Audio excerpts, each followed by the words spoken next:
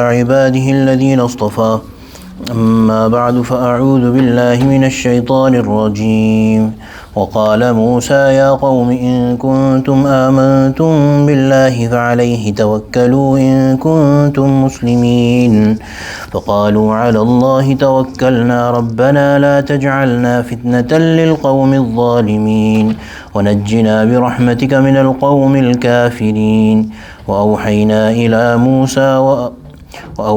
إلى موسى وأخيه أن تبوأ لقومكما بمصر بيوتا واجعلوا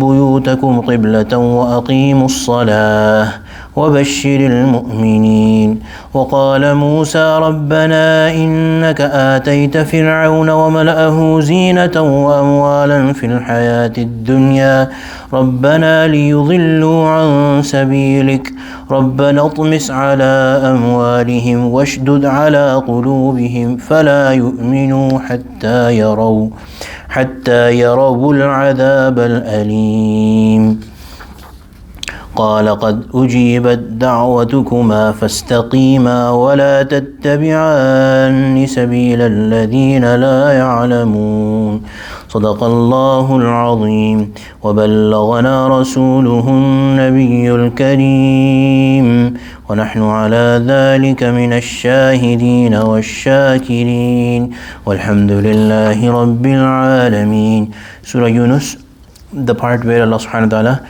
tells us about Sayyidina Musa ala nabina alayhi salatu wassalam and his people, the Bani Israel.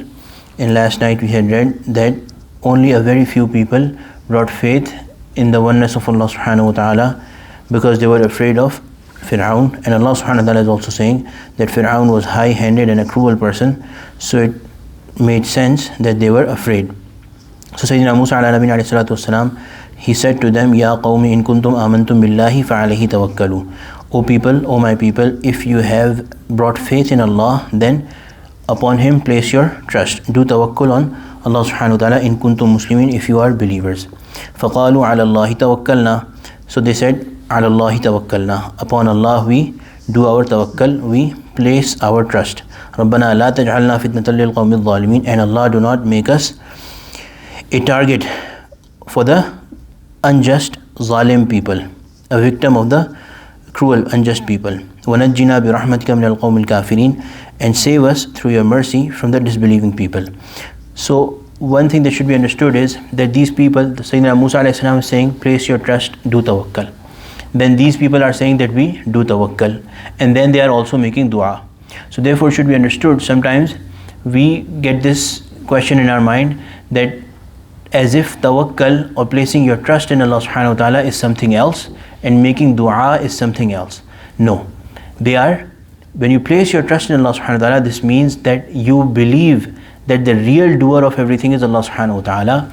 Then you, with that belief, try your best through worldly means and through religious means, through spiritual means, to get that purpose. Dua is also one of those means. So therefore there is no contradiction or no friction between dua and tawakkul. Sometimes people say that we'll make this dua that, Ya Allah, whatever you please you do.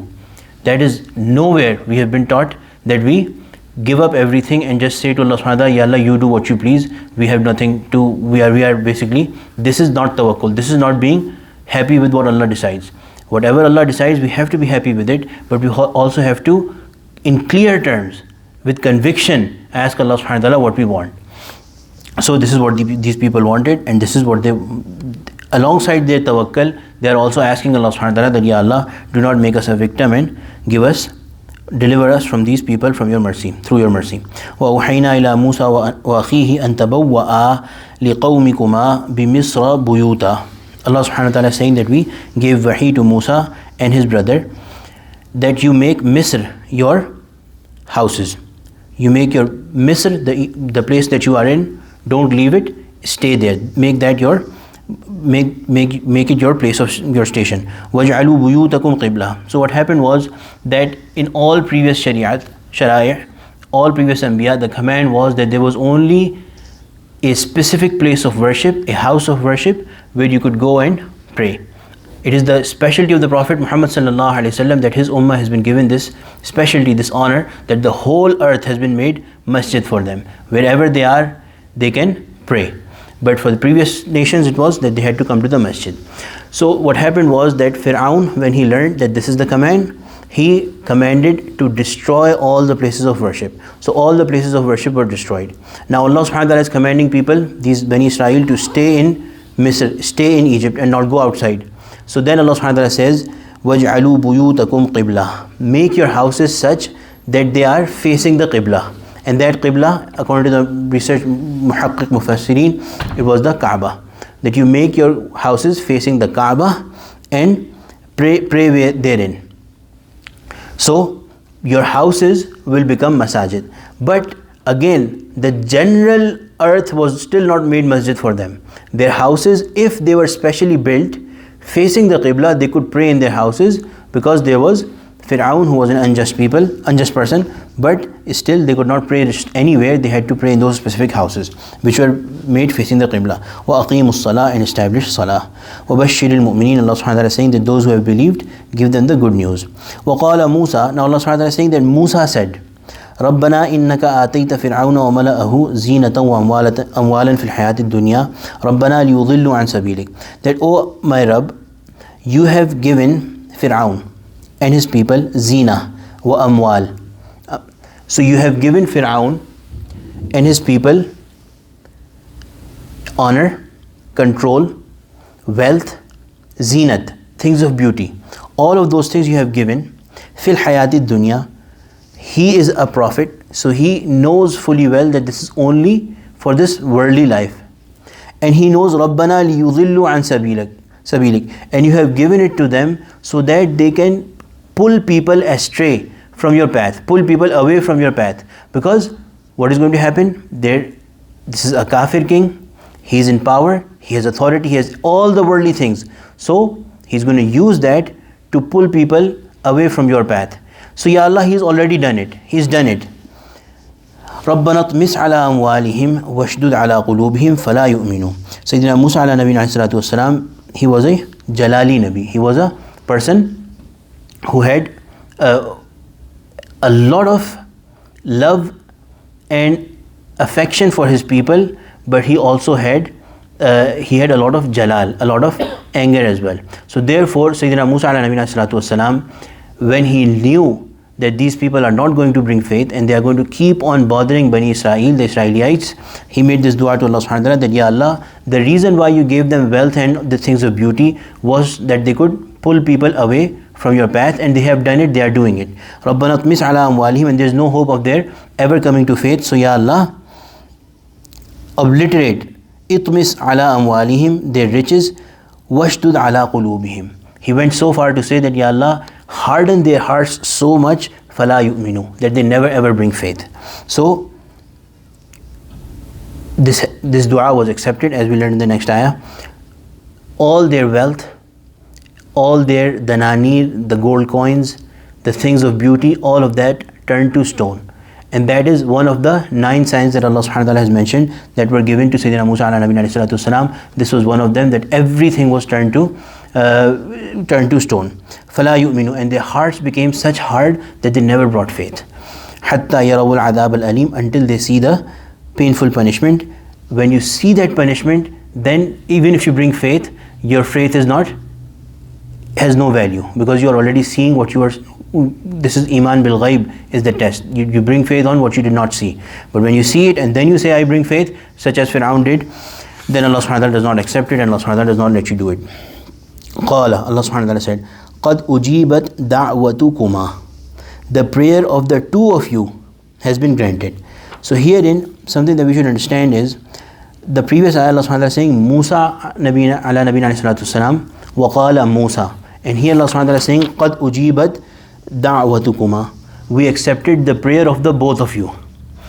So from these two ayat, there is a very important mas'ala of deen that is driven, a very important ruling, which is dua and ijtima' fil dua. Dua in a gathering. The muhaddiseen have written, the mufassirin have written, that as Sayyidina Musa ala Nabi wasalam was making this dua, it was his words, because Allah himself has said, وَقَالَ Musa, one person was making dua. But when accepting, Allah subhanahu wa ta'ala is saying that we are accepting the dua of the both of you. So therein is dalil that there can be combined dua. Sayyidina Musa ala Nabi alayhi salatu wasalam was saying the words. Sayyidina Harun ala Nabi alayhi salatu wasalam, his brother, was saying Ameen, Ameen, Ameen. Second thing, therein is proof that if people make dua in a gathering in such a way that one of them makes dua and the others say Ameen, Allah subhanahu wa ta'ala accepts that dua.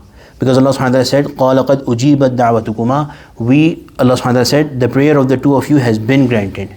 So there is proof that there is high chance that if people are sitting in a gathering and one of them makes dua, the others say Ameen, the du'as of all of them are accepted.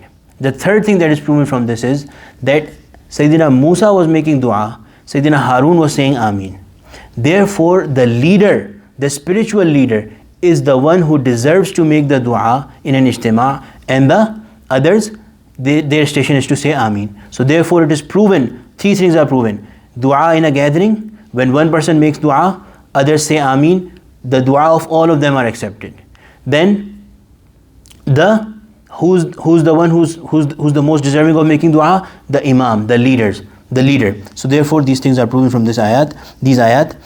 Allah subhanahu wa ta'ala said, قَالَ قَدْ أُجِيبَتْ دَعْوَتُكُمَا فَاسْتَقِيمَا. So the prayer of you has been granted. فَاسْتَقِيمَا, so stand firm. وَلَا تَتَّبِعَانِّ سَبِيلَ الَّذِينَ لَا يَعْلَمُونَ, and do not follow the way of, never follow the way of the ignorant. So this dua, as I already said, was accepted and all of their things were turned to stone.